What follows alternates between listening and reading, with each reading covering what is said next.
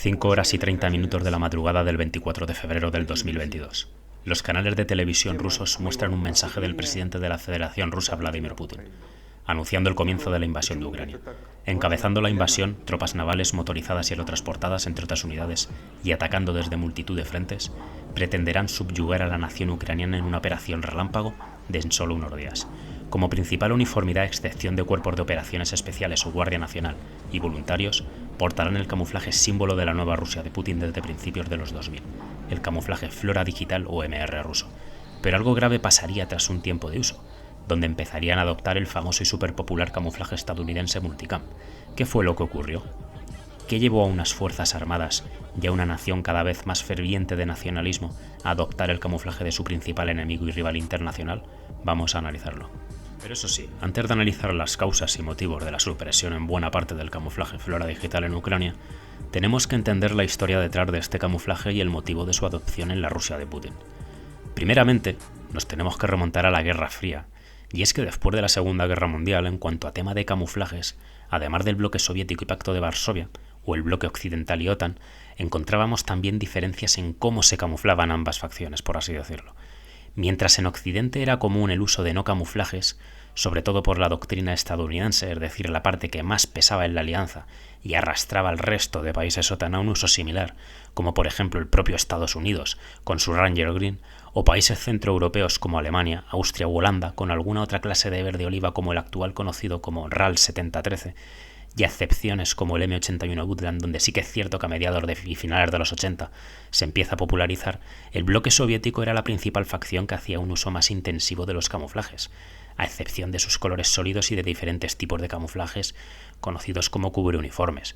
Famosos serían el Izlom de las tropas aerotransportadas, el KLMK o el Berezka dependiendo del acabado, el SS Leto, Partizan, también derivado de los primeros camuflajes usados por las SS alemanas en la Segunda Guerra Mundial.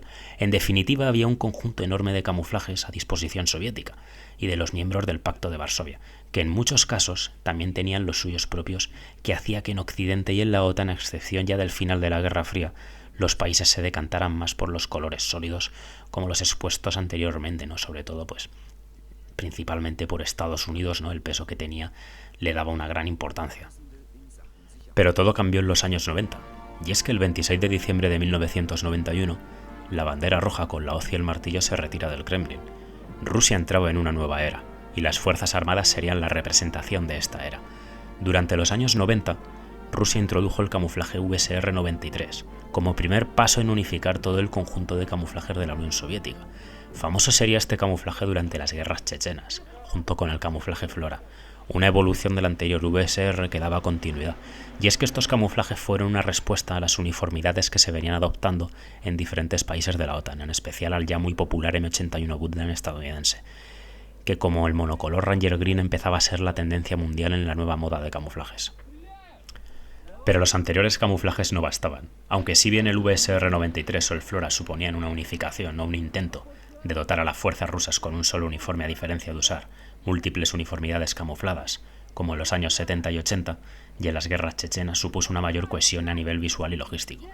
Pues recordemos la importancia en la cadena logística y de producción industrial de tener una misma uniformidad.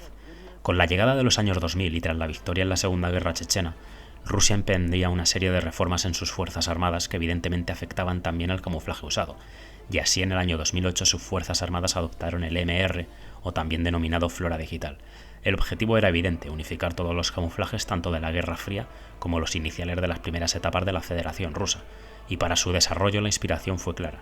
Y es que en esa época, en otros países del mundo, como Canadá o Estados Unidos, se empezaba a adoptar camuflajes pixelados, como por ejemplo el famoso Carpath canadiense, por lo que la adopción de un camuflaje tipo píxel pondría la última moda mundial de camuflajes a las fuerzas rusas. Nacía así el Flora Digital UMR, un camuflaje tipo píxel con colores realmente verdosos donde su paleta de colores será de 3. 2 verdes, uno más oscuro y otro más claro, y un color ligeramente marrón pero de menor permanencia en el conjunto. Un camuflaje con clara orientación para las grandes zonas boscosas y de pastos verdes que abundan en la mayoría de Rusia una vez la cobertura nivosa invernal desaparece, como podrían ser desde los bosques siberianos y principalmente las grandes estepas o zonas boscosas del oeste del país. Otro apartado importante a entender, o mejor dicho, uno de los apartados más importantes por la naturaleza propia de los camuflajes, es la doctrina de uso de camuflaje de la Federación Rusa.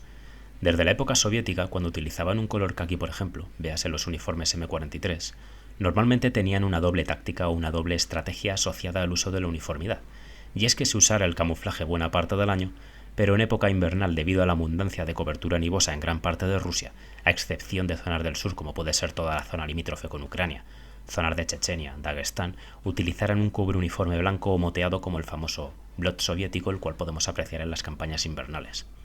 Y esto es importante porque aquí viene el kit de la cuestión. Nos ha quedado clara la doble estrategia rusa. Si hay nieve, es decir, normalmente meses invernales, se usa el cubre uniforme. Si no, se usa el camuflaje propio, en este caso el Flora Digital. Pero ¿qué ocurre en Ucrania? Ucrania a nivel geográfico presenta importantes diferencias con Rusia.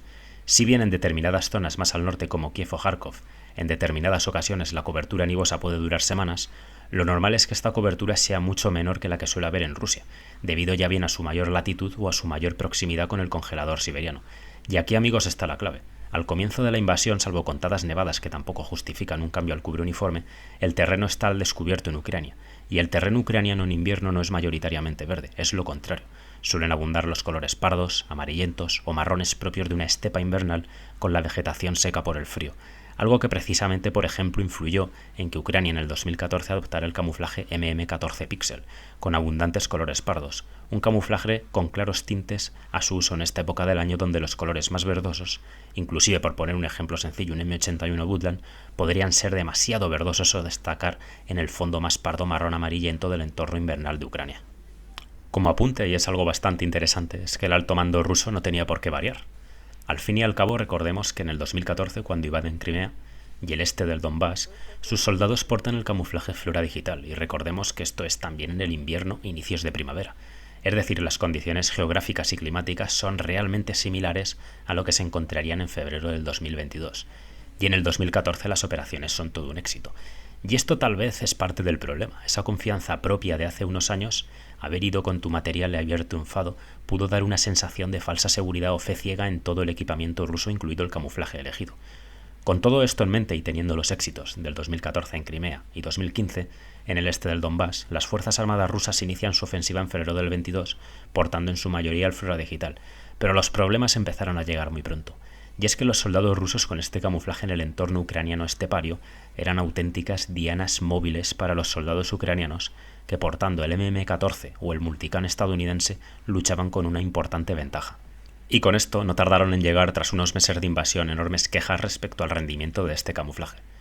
Si bien en algunas unidades de las Fuerzas Armadas rusas usaban otro camuflaje estadounidense como el ATACMS FG, mucho más aceptable para Ucrania, como puede ser la Guardia Nacional, voluntarios o fuerzas especiales, el alto mando ruso, en su búsqueda de urgencia, decidió ir a por el Multican estadounidense, ciertamente aún más idóneo para el terreno ucraniano que el ATACMS, debido a su abundancia de colores marrones o pardos. La denominación sería VKBO 3.0 y sin ningún tipo de concurso o licitación burocrática, típica en Europa o en América, y tras un periodo de prueba en unidades aerotransportadas, sería adoptado por la gran mayoría de las fuerzas regulares rusas en Ucrania en primavera del 2023, solamente un año después de la invasión. Aunque esa fue la adopción oficial, porque en realidad ya de antes los soldados por su cuenta empezaron a desechar el camuflaje ruso en pos del estadounidense. Por multitud de foros se podían leer elevadas críticas al MR o Flora Digital, aunque también hubo críticas hacia la adopción del Multican. No porque fuera un mal camuflaje, sino críticas políticas, es decir, ¿cómo es posible que nosotros, los rusos, estemos llevando el camuflaje de nuestro principal enemigo, el americano? Con todo eso, y a pesar de las críticas, fue adoptado. Y la pregunta que nos hacemos es ¿por qué el Multican? ¿Por qué? Porque va bien y funciona, y en una guerra activa lo que se necesita ante todo es celeridad. Evidentemente valorarían diferentes opciones. Como dicho anteriormente, el ATACMS FG o alguna variante del Flora Digital más oscura estarían sobre la mesa también, pero al final se lo llevó el Multican. Y aquí entramos en otro punto, un punto al que yo denomino la inercia de lo que hacen los demás, y es que los seres humanos, por nuestra naturaleza, tendemos muchas veces a copiar lo efectivo y lo que funciona. Y si tenemos que los rusos están viendo a los ucranianos usar el Multican muy efectivamente, pues seamos sinceros. Seguro que cierta envidia entró y seguramente, aunque no fuera determinante, tuvo cierta influencia a la hora de seleccionar más si cabe el camuflaje estadounidense.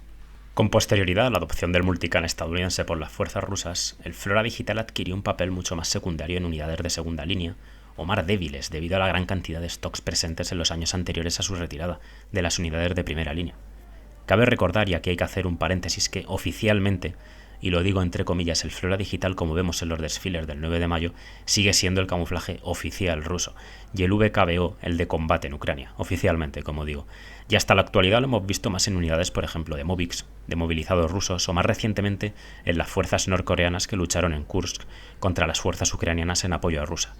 E incluso también en algunas fuerzas especiales que por determinadas circunstancias y en determinados momentos pueden considerar su uso, aunque en estas unidades, como todos sabemos, todo el material siempre se hace de manera mucho más individual y por elección propia, no dependiente en muchos casos de lo que manden los de arriba. En conclusión, ¿qué podemos sacar de todo esto? Primero, que el multicam, por motivos técnicos, especialmente por su alto rendimiento en terreno invernal, ha llegado a quedarse en las fuerzas rusas, mientras que el Flora Digital será relevado a un uso interno, académico o formativo. Y segundo, es que la fiebre por el multicam no para. Antes los soldados podrían ser identificados por sus uniformes, por ejemplo en el caso de Rusia el Flora Digital y el caso ucraniano el MM14 o multicam. Ahora ya no. Todos a usar bandas o cintas de colores porque vamos exactamente igual. Así que ya saben, señoras y señores, en caso de guerra no olviden la cinta adhesiva. Por mi parte me despido aquí, espero que les haya gustado el contenido, un saludo, no olvides suscribirte si no lo estás, dale like si te gustó y nos vemos en el siguiente vídeo, chao chao.